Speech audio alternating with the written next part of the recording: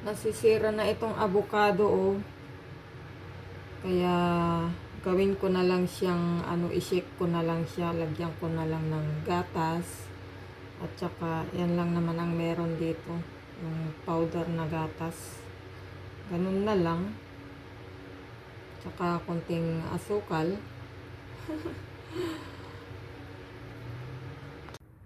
Naku, sobrang bulok na, oh. Bulok na. Ito lang ang natira, oh. Aalisin ko pa iyan, oh. Bulok.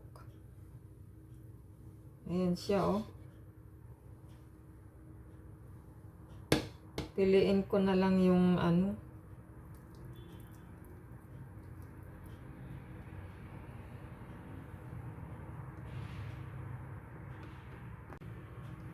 ito, oh. Sayang. Hindi ko naman makain lahat. Meron pa namang ibang sweets dyan na kinakain ko kasi. Kaya, ayan, oh. Nabulok yung mga avocado.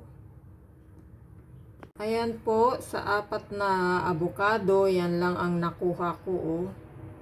Iisa lang yung perfect na hindi nasira. Yan lang ang natira. At ngayon, gawin nating i-shake ko siya.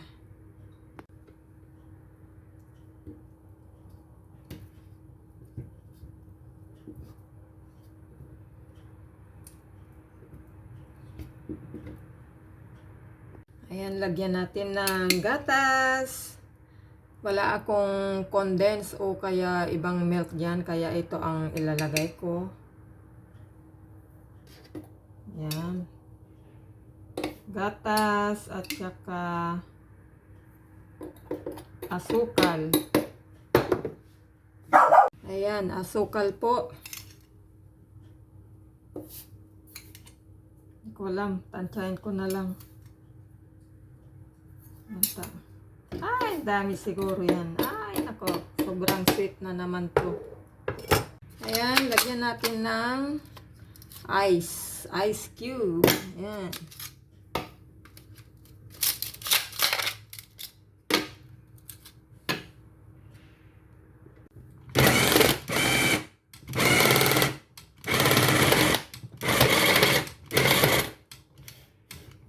Nako, low bat charge muna natin.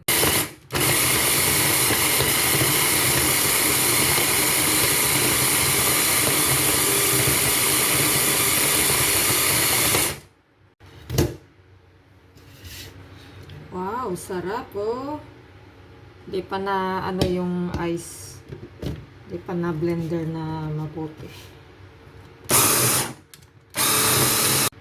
Wow, ang sarap. Yummy, yummy ang avocado shake. Yan na po ang avocado shake. Mukhang maano siya, madry. Sobrang dry siya. Ayan guys, thank you for watching. Yummy, yummy.